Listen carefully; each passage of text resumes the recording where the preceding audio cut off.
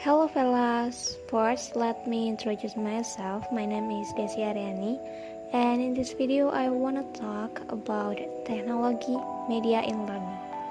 First, we must know what the definition of learning itself. Learning is the development of new knowledge, skill, or attitude as an individual interact with information and the environment. Learning is not only about what is done in school. Learning can also be done in everyday life using the media in our environment. Like when watching television, we indirectly learn, we get some knowledge or information that may be new to us. Or when we sometimes sit back and relax in the morning reading a newspaper. We also unconsciously learned. We get new information from the newspaper we read. And the next, what is the media? Media is a means of communication and source of information. This media can also be in the form of video, diagram, print material, television, computer, and etc. The purpose of this media itself is to facilitate communication and learning. So this media make it easier for a teacher to deliver material to students, especially the material present has a fairly high level of difficulty. With the media, students can understand the material easily and are able to capture the material optimally. Now we will discuss about the role of technology and media in learning. Technology and media can serve many roles in learning. However, this technology and media work very well if the teacher is able to use the media as well as possible. If the instructions given by the teacher are in accordance with what was conveyed, perhaps the media used will function optimally. Here are some things we should probably understand. For the first is instructor-directed learning, and the second, learner-directed learning, and the third, portfolio, and the last, thematic instruction. First, we will discuss instructor-directed learning. So, what is instructor-directed learning? Instructor-directed learning is a learning process during which the teacher becomes the main character, so that with the instructor that the teacher provides, the media used will work effectively and optimally. For example, when the teacher wants to play a short film that is still related to learning, with the teacher providing an understanding of the value contained in the film, the information absorbed by the student will increase. It's different if students play the film by themselves without being accompanied by the teacher. Then the student will only have fun without understanding the value contained in the film. And the second is learner-directed learning. Technology and media are also made available effectively to those with online learning system. For example, with this pandemic, schools around the world are carrying out online learning process, which is where the teacher and student are far apart and impossible to meet face-to-face. Which means that here, student and teacher are required to be more creative in using technology and media so that they can be used optimally. And then the next is method. Method are the procedure of instruction selected to help learner achieve the objective or to internalize the content or message media. Then, as already defined, are carriers of information between source and receiver. The methods are also divided into two categories, that is, student-directed method. For example, discussion. As a method, discussion involves the exchange of idea and opinion among student or among student and teacher. It can be used at any stage of instruction and learning, and in small or large group. It is a useful way of assessing the knowledge, skill, and attitude of a group of students before finalizing instructional objectives, particularly if it is a group the instructor has never taught before. And the second is teacher-directed method. There are several examples in the teacher-directed method. The first is drill and practice. In drill and practice, learners are led through a series of practice exercises designed to increase fluency in a new skill or to refresh an existing one. Use of the method assumes that learners previously have received some instruction on the concept, principle, or procedure they are to practice. To be effective, the drill and practice exercise should include feedback to reinforce correct response and remediate errors learners might make along the way. And the second example is tutorial. In tutorial, a tutor in the form of a person, computer software, or special print material present the content, presents a question or problem, request a learner response, taken the response, supply appropriate feedback, and provide practice until the learner demonstrates a predetermined level of competency. Tutoring is most often done one-on-one and is frequently used to teach basic skills, such as reading and arithmetic. For the next is technology. The word of technology has always had a variety of connotation, ranging from the heart to a way solving problems. When technology to process through enhance learning, we will call them instructional systems.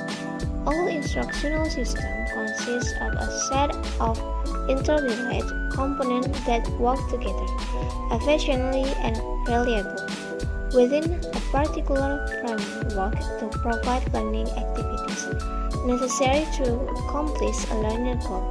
Examples include cooperative learning, simulation, and program instruction. For the first is simulation. A simulation is an abstraction or simplification of some realized situation or process. In simulation, participants usually play a role that involves them in interaction with other people or with elements of the simulated environment. Simulation provides realistic practice with feedback in a realistic context.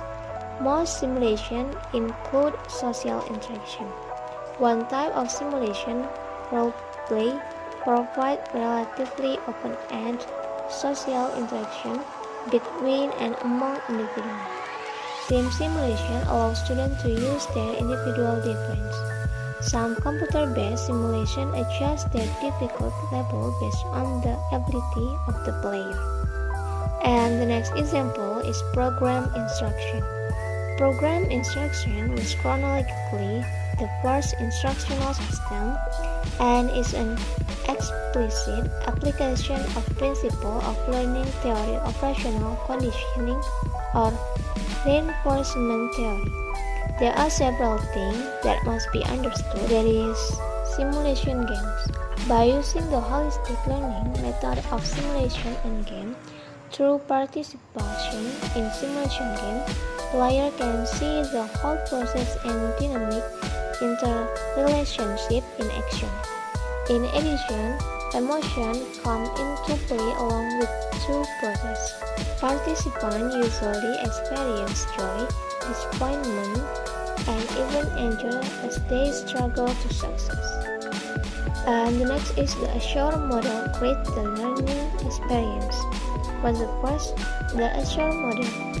The Assure model, a procedural guide for planning and conducting instruction that incorporate media and technology, assuming that training or instruction is required.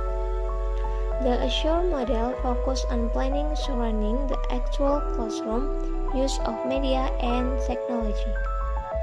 and the second is analyze learner. The first step in the Assure model is analysis of your audience. It's not feasible to analyze every trait of your learner. Several factors that are critical to making good methods and general characteristics, specific entry competencies, and learning style. And the third is state objective.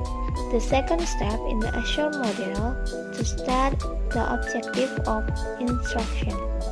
In the statement of objective, you should be as specific as you can. You must know the objective in order to make appropriate selection of method and media. If objectives are clearly and specifically stated, learning and teaching become objective-oriented. And the next is select method, media, and material. The selection process has 3 steps. The first is deciding on the appropriate method for the given task, choosing a media format that is suitable for carrying out the method, and selecting, modifying, or designing specific material within that media format. For the first is choosing a method. In choosing a method, the first thing we do is adjust the material or teaching material that we will convey to students. Then we match it. We choose which method is suitable for delivering the material. And the second is choosing a media format. A media format is the physical form in which a message is incorporated and displayed. Media format include flip chart, slide, audio, video, and computer multimedia. And the third is obtaining specific material. There are 3 alternates. For the first, selecting available material, modifying existing material, and the last, designing new material. And the next is utilize media and material. The next step is the use of media and material by the student and teacher. The recommended utilization procedure are based on extensive research. The first is preview the material. You should previewing the material first. During the selection process, you should determine that the material. And the second is prepare the material. You need to prepare the media and the material to support the instructional activity you plan to use. For a student-centered lesson, it is important that students have access to all the material, media, and equipment that they will need. And the third is prepare the environment. The certain factors are often taken for granted. Any instructional situation is like comfortable seating, adequate ventilation, climate control, and suitable lighting. The next is prepare the learner, and the last, provide the learner experience. If the material are teacher-based, you should present like a professional. If the experience is student-centered, you must play the role of guide or facilitator, helping students to explore the topic on the internet, discuss the content, prepare material for a portfolio, or present information classroom. And the last step is require learner participation. To be effective, instruction should require active mental engagement by learner. There should be activities that allow learners to practice the knowledge or skill and to receive feedback on the appropriate of their effort before being formally assessed. Practice may include student self-check, computer-assisted instruction, internet activity, or group games. Feedback may be provided by teacher, computer, other student, or self-evaluation. And the next is evaluate and revise. Evaluation is not the end of instruction. It's the starting point of the next and continuous cycle in our systemic Assure model for effective use of instructional media. In evaluation, there are assessment of learner achievement, evaluation of method and media, and evaluation of instructor. And the last step is revision. The final step of the instructional cycle is to sit back and look at the result of your evaluation data gathering. Make notes immediately following completion of the lesson and refer to them before you implement the lesson again. If your evaluation data indicates shortcomings in any of these areas, now is the time to pull back and revisit.